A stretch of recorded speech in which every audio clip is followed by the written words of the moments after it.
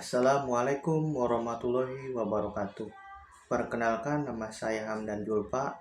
Saya dari Prodi Ilmu Komunikasi dengan NIM 244211111. Saya akan mengerjakan tugas tentang kearifan lokal dengan judul Upacara Bubur Suro. Upacara Bubur Suro merupakan upacara adat yang berada di Kecamatan Rancakalong, Kabupaten Sumedang, yang sudah seringkali diselenggarakan tiap tahunnya. Upacara ini biasanya diselenggarakan setiap 10 Muharram yang bertepatan dengan tahun kelahiran Nabi besar Muhammad SAW atau Tahun Baru Islam. Sambutan terhadap Tahun Baru Islam sangat semarak dibandingkan dengan Tahun Baru Masehi. Masyarakat Desa Nagarawangi, Kecamatan Rancakalong, Kabupaten Sumedang termasuk yang masih merasa pentingnya memperingati peringatan 10 Muharram.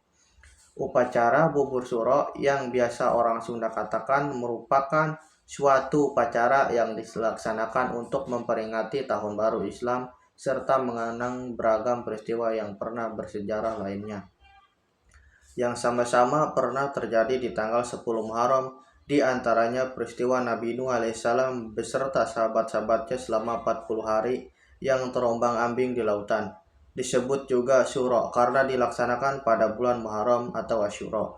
Tujuan dari penyelenggaraan upacara ini selain untuk memperingati Tahun Baru Islam ataupun peristiwa Nabi Nuh, selain itu upacara ini dilaksanakan sebagai bentuk penghormatan masyarakat Sumedang terhadap karuhun yang sudah meninggal dunia, karena mereka percaya antara orang-orang yang sudah lama meninggal dengan mereka yang masih hidup itu memiliki keterkaitan.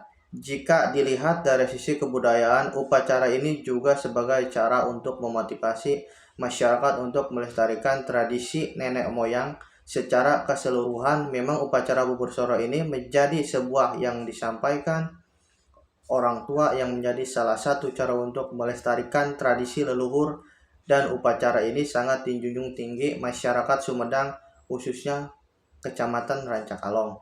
Untuk upacara Bubur Suro ini biasanya dipersiapkan orang-orang dengan cara mengumpulkan hasil bumi sebelum ada musyawarah yang dilakukan seminggu sebelum tanggal 10 Muharram. Biasanya selain dengan masyarakat, perundingan ini dihadiri sesepuh setempat. Selama perundingan biasanya dihibur dengan kesenian tradisional centreng baik pada malam atau siang hari, walau kesenian ini tidak terlalu diwajibkan.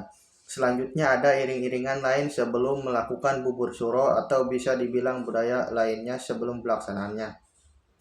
Sebelum pelaksanaannya akan ada tarawangsa, di mana akan ada 2 alat musik yang akan mengiringi orang-orang menari menggunakan selendang dan beberapa sesajen yang ada di tempat tersebut. Upacara Bubur Suro sendiri dilaksanakan pada jam 6 pagi. Ini tidak bersifat wajib karena tidak ada keharusan yang mewajibkan untuk dimulai pada jam 6 pagi.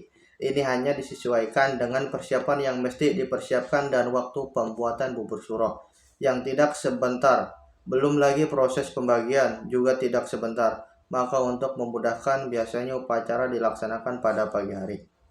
Dalam pelaksanaannya, upacara Bubur Suro diperlukan persiapan dan perlengkapan, diantaranya sesajen untuk upacara tarawangsa, sesajen untuk upacara Bubur Suro, serta bahan-bahan buat Bubur Suro. Syarat buat Bubur Suro terdiri dari atas 1000 macam buah.